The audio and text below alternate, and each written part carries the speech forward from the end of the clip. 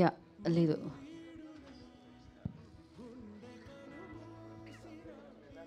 దీక్షిత్. అడగాలంటే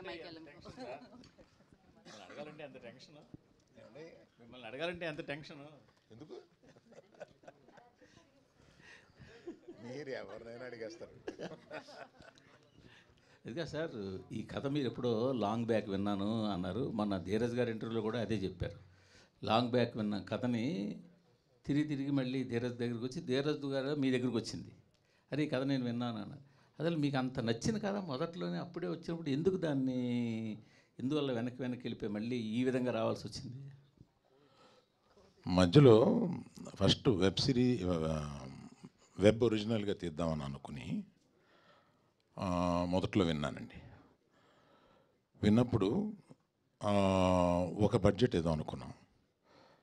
దానికి దీన్ని వంచి సినిమాగా అలా తీయడం ఇది కరెక్ట్ కాదు, మంచి యాక్టర్స్ కావాలి, దీన్ని సినిమాగానే తీద్దాం అని అప్పుడు పాజ్లో పెట్టాం. ఆ సినిమాగానే తీద్దాం అనుకున్నప్పుడు అప్పుడప్పుడు ఈయన కనపడుతున్నారు, నేను అడుగుతూనే ఉన్నాను. ఈ మధ్యలో ఇద్దరం తీద్దామని ఇంకో కథ మీద కూడా వర్క్ చేశాం. దానికన్నా ఈ కథ బాగుంటుంది కదా అని దీన్ని తీసుకున్నాం. అట్లా జరిగింది అది. సో జరగాల్సి ఉంది అట్లాగా. సార్ మీరు ఇప్పుడు ఈ స్టేజ్ మీద మిమ్మల్ని చూస్తుంటే ఆ మధ్యన ఓ స్టేజ్ మీద బండ్ల గణేష్ మీ గురించి మంచిగానే మాట్లాడుతున్నా కొంచెం లాస్ట్ మినిట్లో వచ్చి క్రెడిట్ తీసుకుంటారు అనేది మళ్ళీ గుర్తుకొస్తుంది. మీరు ఆ మాటలకి బాగా ఫీల్ అయ్యారని ఇన్సైడ్ వర్గాలు పోగట్ట మీరు ఎంతవరకు వీరే ఉంటారు? నేను ఈ సమాధానం చెప్పడానికి నాకు స్థాయి ఉంది, చెప్పట్లేదు. అరవింద్ గారు సార్, అరవింద్ గారు సార్, ఇందాక చాలామంది నేనే సార్ వాళ్ళందరూ ఏంటంటే వాళ్ళందరూ మాకు ఏంటంటే నేబర్స్ లాంటి వాళ్ళు. రోజు పొద్దున్నే కనపడుతూ ఉంటారు, పొద్దున్న సాయంత్రం ఆఫీస్కి వెళ్ళేటప్పుడు. మీరేంటంటే గెస్ట్ ఎప్పుడో కానీ రారు, పైగా దూరం చుట్టూ అనమాట, అంత గమ్మున దొరకరు. చెప్పండి. సీట్లన్నీ వేసారు, నేను సెంటర్ సీట్ తీసుకున్నాను. సార్ అది గీతార్ట్స్ అంటే 50 years లెగసీ. ఎన్నో మీరు అన్నారు ఇందాక 1.5 నుంచి 3.5 అంటే కోట్లు సంపాదించారని చెప్పారు కాబట్టి ఇంకా కొత్తగా చెప్పడానికి ఏం లేదు. అలాంటి గీతా ఆర్ట్స్ ఎందుకు సేఫ్ గేమ్ ప్లే చేస్తున్నారు ఈ మధ్యకాలంలో? ఎందుకంటే మీ నెక్స్ట్ తరం జూనియర్స్ అందరూ యాక్టివ్గా సినిమాలు చేస్తున్నారు. అరవింద్ గారు ఎక్కువగా ప్రజెన్స్లోనే ఉంటున్నారు. రిస్క్ తీసుకోవడం అంటే ఇప్పుడు కూడా చాలా యాక్టివ్గా ఉంటారు, బట్ రిస్క్ తీసుకోవడానికి ఇప్పటికి అరవింద్ గారు భయపడుతున్నారా? అంటే మీరు రిస్క్ని నిర్వచించండి సార్. అది మీరు నిర్వచిస్తేనే కరెక్ట్గా ఉంటుంది. నేను ఇది రిస్క్ కింద ఫీల్ అవుతున్నాను. మీరు ఫైనాన్షియల్గానే మాట్లాడాల్సి వస్తే ఇది రిస్క్గా ఫీల్ అవుతాను. ఫైనాన్షియల్గా అనుకుంటే మీరు ఫైనాన్షియల్గా కాకుండా రిస్క్ తీసుకోమని ఇంకేదైనా చెప్తున్నారు. Every film is a risk, for every producer it's a risk. Risk గ్యారంటీలతోటి ఇక్కడికి వచ్చేది ప్రేక్షకులని గ్యారంటీతో ఏది తీసుకురాలేండి. ఎవ్రీ ఫిలిం వరుస హిట్స్ కొట్టిన డైరెక్టర్స్ కానీ బ్యానర్స్ కానీ వాళ్ళకి ఫస్ట్ సినిమా పడుతుంది అని అంటే లోపల దడ ఉంటుందండి ఎవరికైనా. సో రిస్క్కి నిర్వచనం వేరువేరుగా ఉంటుంది. అంటే మీరు స్ట్రైట్గా 400, 500, 600 కోట్లు పెట్టి మీరు ఎందుకు సినిమా తీయటం లేదు అనే ప్రశ్న ఉంటే అది స్ట్రైట్గా అడగండి. సరే చెప్పండి సార్, అలాగే చెప్పండి. మళ్ళీ మీకు కాదు, ఇంకోళ్ళకి ఇద్దాం. లేదు చెప్పండి, చెప్పే కదా వేరే వాళ్ళకి ఇస్తా బైక్.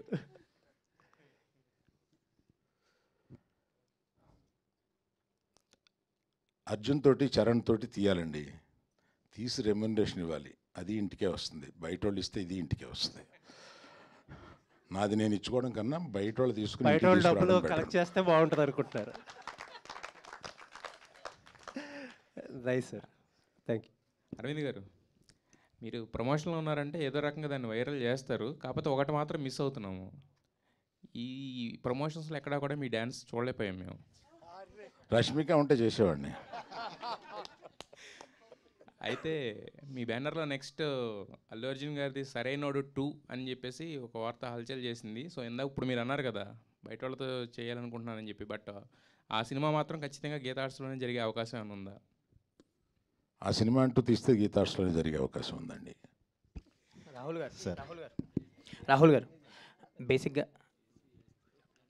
బేసిక్గా ఒక కొత్త డిఫరెంట్ పాయింట్ టచ్ చేసినప్పుడు రిలీజ్ తర్వాత అప్రిషియేషన్ అనేది వస్తుంది డైరెక్టర్ కానీ మేకర్స్ కానీ. లైక్ ఈ సినిమా గురించి మీరు అన్నట్టు కొంతమంది చూశారు, ఇండస్ట్రీలో కూడా మాట్లాడుకుంటున్నారు, ఏదో డిఫరెంట్ పాయింట్ టచ్ చేశాడు, చాలా బాగుంది, క్లైమాక్స్ చాలా బాగుందని. సో అప్రిషియేషన్ వస్తుంది, రిలీజ్కి ముందే మీకు వచ్చేసింది. సో ఎలా ఫీల్ అవుతున్నారు ఆ పాయింట్ గురించి? ఇదంతా ఇప్పుడు రిలీజ్కి ముందే ఇంతమంది మాట్లాడడం, ఇండస్ట్రీలో కూడా మాట్లాడుకోవడం. అంతే అంతే నిజంగా. అంటే ఒకటేనండి, మా ప్రొడ్యూసర్సు అది ఫస్ట్ డేనో, సెకండ్ డేనో, థర్డ్ డేనో ఏదో ఒక రోజు నాకు ఫోన్ చేసి ప్రాఫిట్లో ఉన్నామని చెప్పేంత వరకు టెన్షన్ అయితే పోదండి. That is the most important thing. నమ్మి డబ్బులు పెట్టిన ప్రొడ్యూసర్స్కి డబ్బులు తిరిగి రావాలి. సో అప్పటి వరకు ఖచ్చితంగా టెన్షన్ ఉంటుంది. అండ్ అంతకన్నా జనాల దాకా ఇంకా వెళ్ళలేదు కదా. సో జనాల దాకా వెళ్ళేటప్పుడు వాళ్ళ రియాక్షన్ ఏముంటుంది, వాళ్ళు ఎలా రిసీవ్ చేసుకుంటారనే టెన్షన్ అయితే ఎప్పుడు ఉంటుందండి. So waiting for the release. But ఒక తృప్తి కూడా ఉంది. అరవింద్ గారు చెప్పినట్టు audience centric approach to film making అని ఉన్నప్పుడు మన చేతుల్లో అసలు ఏమీ ఉండదు. ఆ ఫ్రైడే రోజే మనకు తెలుస్తుంది, ఎందుకంటే వాళ్ళకి నచ్చాలని పాయింట్తో మాత్రమే సినిమా తీసాం. బట్ ఇక్కడ story centric approach to film making కూడా ఉంది. సో ఒక చిన్న సాటిస్ఫాక్షన్ అయితే ఉంది. ఏంటంటే రష్మిక నేను కూడా అదే మాట్లాడుకున్నాం. Somewhere we really hope that people love the film, they give us love and appreciation. More than that ఈ సినిమా గురించి వాళ్ళు డిస్కస్ చేస్తారు, డిబేట్ చేస్తారని కోరుకుంటున్నాం. బట్ అరే ఈ స్టోరీ చెప్పాలనుకున్నాం, ఇది తీసేసాం, ఇంకా ఇప్పుడు బయటికి వెళ్తుంది అనే సాటిస్ఫాక్షన్ కూడా ఉంది. సో యూజువలీ సినిమాలంటే ఆ తృప్తి కూడా ఉండదు, టెన్షన్ ఒకటే ఉంటుంది. ఇక్కడ ఆ తృప్తి ఉంది, బట్ అఫ్ కోర్స్ టెన్షన్ కూడా ఉందండి. మీరు తీసిన చీలాసో నాకు చాలా ఇష్టం. Thank you. You know that. All the very best అండి. Looking forward. Thank you bro, thank you so much. Rahul garu, అంటే ఉమెన్ పాయింట్ ఆఫ్ వ్యూ నుంచే ఈ కథను తీసుకోవడం జరిగిందా? రియలిస్టిక్ ఇన్సిడెంట్స్ని కూడా బేస్ చేసుకుని ఈ కథను రాయటం జరిగిందా? ఎట్లా? అఫ్ కోర్స్ అండి, చాలా రియలిస్టిక్ ఇన్సిడెంట్స్ ఉన్నాయి. అంటే ఇద్దరి మధ్య జరిగే స్టోరీనే అండి. Okay, so it's a relationship drama. Relationship అన్నప్పుడే ఒక ప్రొటాగనిస్టే కాదు, ఇద్దరి మధ్య జరిగే స్టోరీ. బట్ చెప్పిన పాయింట్ ఆఫ్ వ్యూ ఈ అమ్మాయి క్యారెక్టర్ పాయింట్ ఆఫ్ వ్యూ, అంతే తేడా. సో అసలు ఒక అమ్మాయి చుట్టే స్టోరీ జరుగుతుందని అన్నట్టయితే కాదు. ఈ అమ్మాయి క్యారెక్టర్ ఎంత ఇంపార్టెంటో అంతే ఇంపార్టెంట్ దీక్షిత్ క్యారెక్టర్ సినిమాలో. రాహుల్ గారు, నో చెప్పాలి అని చెప్పి ఒక పాయింట్ చాలామంది మాట్లాడుతుంటారు. అమ్మాయిలు నో చెప్పలేరు అని చెప్పేసి చాలా విషయాల్లో. సో అట్లాంటి చాలా పాయింట్స్ని ఈ కథలో మీరు ఏమన్నా డీల్ చేయడం జరిగింది? అట్లా చెప్పకుండా చెప్తాను. మీరు చూడండి. Yes there are. అంటే ఈ సినిమా ఎలాంటి టాపిక్స్ డీల్ చేసామంటేనండి, అసలు కోట్ల ఫ్యామిలీస్లో ఒక ఫ్యామిలీకి జరిగే చాలా విచిత్రమైన ఒక స్టోరీ అన్నట్టు ఏం కాదు. ప్రతి ఫ్యామిలీలో ఎక్కడో మీరు మీ ఫ్రెండ్ సర్కిల్లోనో ఎక్స్టెండెడ్ ఫ్యామిలీలో చూసుంటారు. అలాంటి క్యారెక్టర్స్, అలాంటి ప్రపంచం, అలాంటి ఇన్సిడెంట్స్, అలాంటి స్టోరీ. ఒకటేంటంటే అందరి లైఫ్లో జరిగే కొన్ని స్టోరీస్, చాలా సినిమాలు చాలా స్టోరీస్లో దాని గురించి మాట్లాడతారు. అందరి లైఫ్లో జరిగే కొన్ని పాయింట్స్ గురించి ఎవరు మాట్లాడరు, సినిమాలో డిస్కస్ చేయరు, బయట కూడా ఓపెన్గా డిస్కస్ చేసుకోలేరు. అలాంటి కొన్ని పాయింట్స్ గురించి ఈ సినిమా తీసాము. So I think that is the uniqueness of the film. ఏంటంటే ఒక పక్కనేమో చాలా రిలేటబుల్గా ఉంటుంది బికాస్ అందరికీ జరిగే ఇన్సిడెంట్స్, బట్ ఒక పక్కనేమో ఎవరు మాట్లాడిన ఇన్సిడెంట్స్ కాబట్టి ఒక యూనిక్నెస్ కూడా ఉంటుంది. సో అది నమ్ముతున్నానండి. రాహుల్ గారు, సో వై రష్మిక అంటే, ఎందుకంటే ఆమె కమర్షియల్ సినిమాలు చేస్తుంది, పాన్ ఇండియా సినిమాలు చేస్తుంది. ఈ రోలు, ఈ సెటిల్డ్గా ఉండే రోలు ఎందుకు ఆమెను తీసుకోవడానికి రీజన్ ఏంటి? బిహైండ్ అంటే ముందు ఎవరికైనా చెప్పారా? సమంత గారు ఉన్నారు, ఆమె క్లోజ్ మీకు. సో ఈమెనే ఎందుకు చూస్ చేసుకో? సార్ ఒకటి, first of all it is our privilege that we got an A-lister, one of the biggest female stars in the country today do this film. నాకేంటంటే సార్, నాకు ప్రతి సినిమాతో నేను 50 crores శాలరీ కావాలి, నేను 200 కోట్ల సినిమా చేయాలి, నాకు 300 crore బడ్జెట్ కావాలి, అది నా గ్రీడే కాదు సార్. నా గ్రీడ్ ఏంటంటే నాకు చెప్పాలనుకున్న స్టోరీ, నేను నమ్మే స్టోరీసే నాకు చెప్పాలి, బట్ అది ఎక్కువ మంది జనాలకి రీచ్ అవ్వాలి అనే గ్రీడ్ నాకు. సో ఇప్పుడు ఇలాంటి ఒక స్టోరీ చెప్పేటప్పుడు రష్మిక లాంటి ఒక ఆర్టిస్ట్, ఇంత పాపులర్ ఆర్టిస్ట్, ఇండియాలోనే ఇప్పుడు పీక్లో ఉన్న ఒక హీరోయిన్ని తీసుకొచ్చి చెప్తున్నప్పుడు, అరవింద్ గారు లాంటి ఒక ప్రొడ్యూసర్ మాకు దొరికినప్పుడు, గీతా ఆర్ట్స్ అండ్ ధీరజ్ మొగిలినేని ఇలాంటి బ్యానర్స్ మాకు దొరికినప్పుడు ఎక్కువ రీచ్ ఉంటుంది. అది నా గ్రీడ్ అండి. And we are happy. యాక్చువల్లీ ఈ క్వశ్చన్ మీరు అడగాల్సింది రష్మికని. రష్మిక మా స్టోరీ చూస్ చేసినందుకు ఐఎమ్ వెరీ హ్యాపీ, బికాజ్ ఆ గ్రీడ్ నెరవేరుతుంది. ఒక మెయిన్ స్ట్రీమ్ స్టార్తో చెప్పగలుగుతున్నాను ఈ స్టోరీని, సో రీచ్ ఎక్కువ ఉంటుంది. So and she's perfect for the role. She's absolutely perfect for the role. ఎందుకు ఇంకొకరు కాదు అంటే అంటే నేను రాస్తున్నప్పుడు ఇప్పుడు వరకు ఏ స్క్రిప్ట్ ఒక యాక్టర్ని మైండ్లో పెట్టుకొని రాయలేదండి. స్క్రిప్ట్ ఫస్ట్ రాసేస్తా, స్టోరీ మోస్ట్ ఇంపార్టెంట్. అది ఆనెస్ట్గా ఆర్గానిక్గా ఉండాలి. ఎవరినో మైండ్లో పెట్టుకొని రాయడం నాకు రాదు, అదొక స్కిల్ సెట్, అది నేను డెవలప్ చేసుకోవాలి, ఇప్పుడు దాకా లేదు. బట్ స్క్రిప్ట్ రాసుకున్న తర్వాత ఎవరు సూట్ అవుతారని డిస్కస్ చేసి అరైవ్ చేసిన ఒక డెసిషన్ అంతే.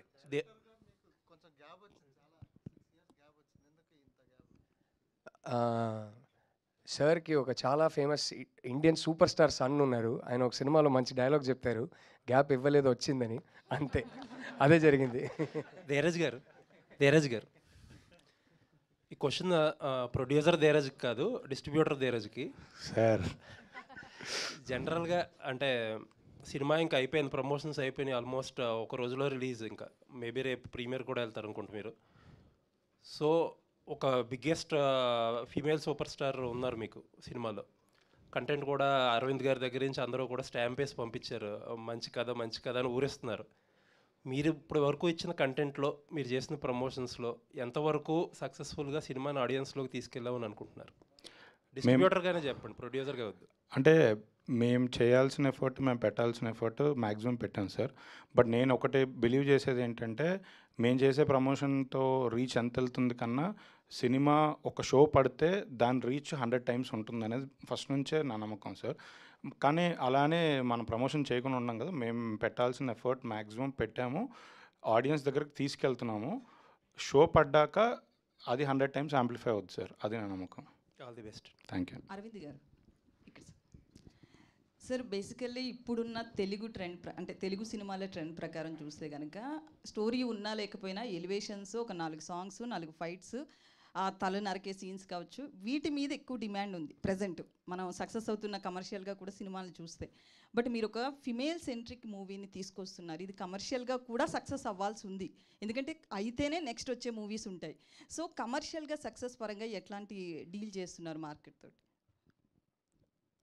మీ ప్రశ్నగా చేయండి దాన్ని, స్టేట్మెంట్ కాకుండా ఒక ప్రశ్నగా చేస్తే నేను సమాధానం చెప్పడానికి బాగుంటుంది. సరే, మీరు అలా అనుకుని కూడా చెప్పొచ్చు, ప్రాబ్లం లేదు. మీ క్వశ్చన్ ఏంటి అంటే యాక్చువల్లీ కమర్షియల్, ఇప్పుడు మనం పరదా సినిమా చూసి, అంటే మూవీస్ నేమ్స్ ఇక్కడ చెప్పకూడదు, ఫిమేల్ సెంట్రిక్ మూవీస్ ఏవైతే ఉన్నాయో, హీరోయిన్ ఓరియంటెడ్ మూవీస్, వాటిని కమర్షియల్గా తీసుకెళ్ళడానికి చాలా రిస్క్. అది ప్రొడ్యూసర్స్ కావచ్చు, ఎంత మంచి సినిమా అయినా, ఎంత పెద్ద స్టార్ హీరోయిన్ ఉన్నప్పటికీ కూడా. సో కమర్షియల్గా ఈ సినిమాని ఎట్లా వర్కౌట్ చేసుకోవడానికి ఎలా డీల్ చేస్తారు అని అడుగుతున్నాను నేను. మీరు కోర్టు సినిమా చూశారు కదా, కమర్షియలా కాదు, కంటెంట్ నచ్చింది. కంటెంట్ నచ్చి కనెక్ట్ అయితే తప్పనిసరిగా చూస్తారని నమ్ముతాం. That's all. Okay, great. Rahul గారు, సో ప్రజెంట్ ఏదైతే జనరేషన్ ఉందో వాల్యూస్ పరంగా చాలా తగ్గుతుంది అనేది, ఇటు ఫ్యామిలీస్ పరంగా కావచ్చు, బయట లవర్స్ అవునా ఎవరైనా కానీ ఉంది, ఆ టాక్ అనేది వినిపిస్తుంది కదా మనకి. సో ఇప్పుడున్న జనరేషన్కి వాల్యూస్ పరంగా ఎట్లా యూజ్ అవుతుంది అంటారు? ఎందుకంటే ఇదంతా కూడా విమెన్ సెంట్రిక్ లాగే అనిపిస్తుంది వన్ సైడ్లో, బట్ ఆయన రోల్ని మనం పక్కన పెట్టలేము. అది లాస్ట్లో హీరోయిన్ నో చెప్తుందా లేకపోతే ఏమవుతుంది అనేది పక్కన పెడితే వాల్యూస్ పరంగా ఎలా ఉండబోతుంది? ఈ సినిమా ఏ టైప్ సినిమా అంటే, ఈ సినిమా డీల్ చేసే టాపిక్స్ ఎలాంటిదంటే 10 ఏళ్ళ ముందు కూడా రెలవెంట్, ఇవాళ కూడా రెలవెంట్, నాకు తెలిసి 10 ఏళ్ళ తర్వాత కూడా రెలవెంట్ ఉంటుంది. కొన్ని టాపిక్స్ ఒక అమ్మాయి ఒక అబ్బాయి మధ్యలో ఉన్న రిలేషన్షిప్లో కొన్ని టాపిక్స్ కాంటెక్స్ట్ ఎలా ఉంటాయంటే, ఒక 5 yearsకి ఒకసారి జనరేషన్ బట్టి మారుతూ ఉంటుంది. కొన్ని టాపిక్స్ ఎలా ఉంటాయంటే అది ఎప్పటికీ మారవు. ఈ సినిమా ఎప్పటికీ మారని ఆ టాపిక్స్ గురించి. So I don't think that will be an issue for us. And ఈ జనరేషన్స్కి వాల్యూ తగ్గుతుందని అయితే నేను చెప్పనండి. అంటే ఒక్కొక్క జనరేషన్కి ఒక కల్చరల్ కాంటెక్స్ట్ వేరే ఉంటుంది, వాళ్ళ మైండ్ సెట్టే వేరు. సో మన జనరేషన్లో ఉన్న కొన్ని వాల్యూస్ వీళ్ళకి పోయాయి అనిపించినప్పుడు వాల్యూస్ తగ్గిపోయాయని అనుకుంటాం, బట్ వాళ్ళ మైండ్ సెట్ వేరు. I think we should first make an effort to understand them rather than judge them. So it is a film that doesn't judge this generation at all. It tries to understand them. So Arvind గారు, మీరు అడిగిన దానికి extension చెప్తాను. Question is very good. ప్రతి ఇంట్లోనూ 10 ఏళ్ల క్రితం, 20 ఏళ్ల క్రితం, 10 సంవత్సరాల తర్వాత కూడా జరిగే విషయాన్ని ఇదివరకు మాట్లాడుకునే వాళ్ళం కాదు, ఇవాళ మాట్లాడుకుంటున్నాం. రేపు ఎలుగెత్తి మాట్లాడతాం. ఆ రేపు ఎలుగెత్తి మాట్లాడేది ఇవాళ మేము మాట్లాడుతున్నాం, అంతే. అంటే రాహుల్ గారు ఇప్పుడు సార్ చెప్పారు కాబట్టి అంటే ఇది ఎక్కడైనా జరిగిన సంఘటన సార్, అంటే ఏదన్నా దీనికి రీజన్ ఏంటి అసలు?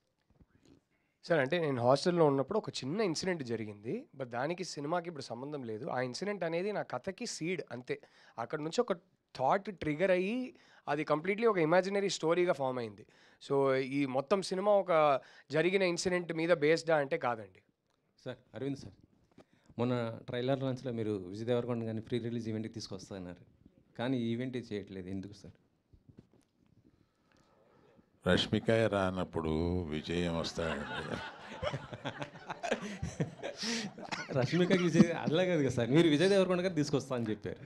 సక్సెస్ ఫంక్షన్ తీసుకొస్తామండి. రష్మిక హీరోయిన్ కనుక ఆయన్ని పిలిస్తే రెలవెంట్గా ఉంటుందని అనుకున్నాను. ఆమె లేనప్పుడు ఇంక రెలవెన్స్ ఏముంది. Okay sir. విజయ్ గారు అదే గీతా గోవిందం కాంబినేషన్ కాబట్టి పర్టికులర్గా మా బ్యానర్కి వాళ్ళిద్దరి కనెక్షన్ ఉంది కాబట్టి దాని మీద మాట్లాడుతున్నాను. రెలవెన్స్ అంటే మీరు మీ అర్థం తీసుకోకండి. అంతేనా సార్? సార్ నేను విన్నాం అంతే. విన్నారు అంటే సరే, ఒకసారి మమ్మల్ని అందరు కూడా అల్లు స్టూడియోకి తీసుకెళ్లారు అప్పుడు లాంచింగ్ అప్పుడు. ఆ వర్క్ ఎంతవరకు అయిపోయింది సార్? ఇక్కడ ఎప్పుడు ఇక్కడే జరుగుతున్నాయి ఈవెంట్? మన సంభాషణ గర్ల్ ఫ్రెండ్ తోటి ఆపుదామండి. అది ఎత్తితే దానికి నేను త్వరలో ఒక పెద్ద ప్రెస్ మీట్ అది పెట్టబోతున్నాను. నేను చేయబోయే అదర్ దెన్ సినిమా ఇంకేయో చేస్తున్నా, అందుకని అవన్నీ పెద్ద ప్రెస్ మీట్ పెట్టి నేషనల్ ప్రెస్లో మాట్లాడతాను. ఓకే. విజయ్ గారు, గీతా ఆర్ట్స్ని మీ చేతుల్లో పెట్టడం ఎలా ఫీల్ అవుతున్నారు? బాధ్యతగా ఫీల్ అవుతున్నారా, బరువుగా ఫీల్ అవుతున్నారా, ఎలా ఉంది అసలు? బిట్ ఆఫ్ బోత్ అండి. రెస్పాన్సిబిలిటీ ఉంది, నర్వస్నెస్ ఉంది. బట్ అరవింద్ గారు ఉన్నారు, వాసు ఉన్నారు. So I think I have an advantage. Actually చెప్పాలంటే గీతా ఆర్ట్స్ అంటే సక్సెస్కి మారిపోయారు. ఎగ్జాక్ట్. దాన్ని ఆ లెగసీని కంటిన్యూ చేయాలంటే అందుకనే ప్రెషర్ అండి.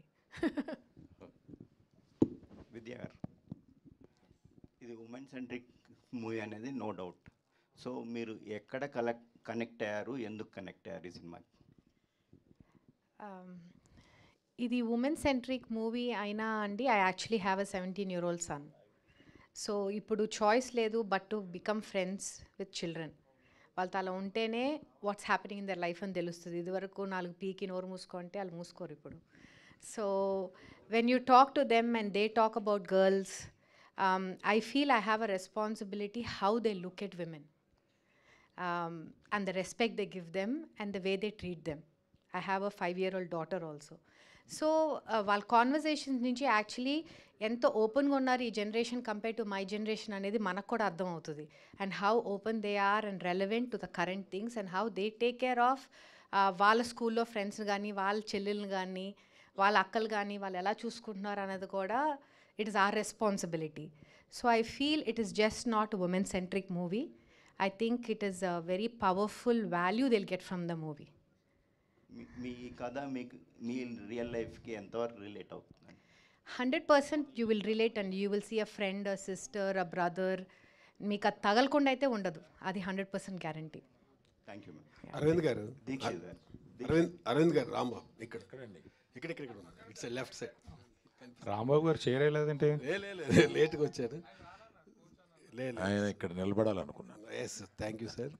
సార్ మీకు ఇప్పుడే రష్మికకి మీ బ్యానర్కి ఉన్న అనుబంధం చెప్పారు సార్. ఇంటర్వ్యూస్లో మీ డైరెక్టర్ అండ్ ప్రొడ్యూసర్ ఏం చెప్పారంటే ఈ సినిమాతో ఆవిడ గ్యారెంటీ నేషనల్ అవార్డు వద్దని ఎక్స్పెక్ట్ చేస్తున్నారు. మీ ఎక్స్పెక్టింగ్ ఏంటి ఈ సినిమా చూసిన తర్వాత? తప్పనిసరిగా ఆమెకి నేషనల్ అవార్డు వస్తుందని, ఆ ఫంక్షన్కి నేను అటెండ్ అవుతానని అనుకుంటున్నాను.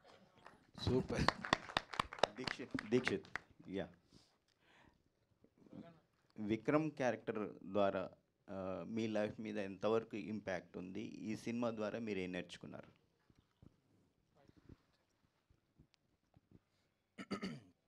కొన్ని అంటే విక్రమ్ క్యారెక్టర్ చేస్తూ గర్ల్ ఫ్రెండ్ సెట్లో రాహుల్ సార్ని మీట్ అయిన తర్వాత కూడా కొన్ని విషయాలు మారిందండి. The way I see things has changed a bit. And I think మన యాక్టర్ లాగా ప్రతి క్యారెక్టర్ చేసినప్పుడు will not be the same. there will be some takeaway from the characters we do. I think Vikram had those things, Andy.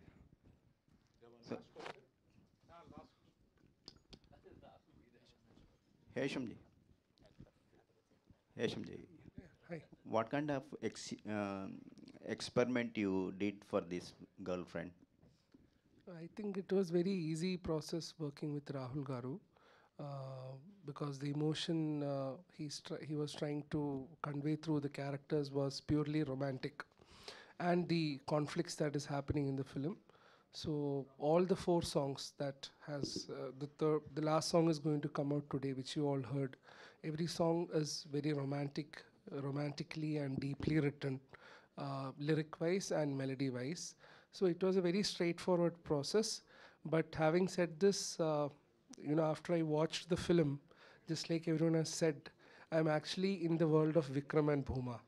So music is only one aspect of the film, and I think Rahul has done a phenomenal job in making this into a cinema for the next couple of years, which everyone will be talking. I'm glad to be part of the project. No, it was a very straightforward process. Yeah. Thank you. Thank you, media, for your questions, and thank you so much, team. And yes, save the date, November 7th, the girlfriend.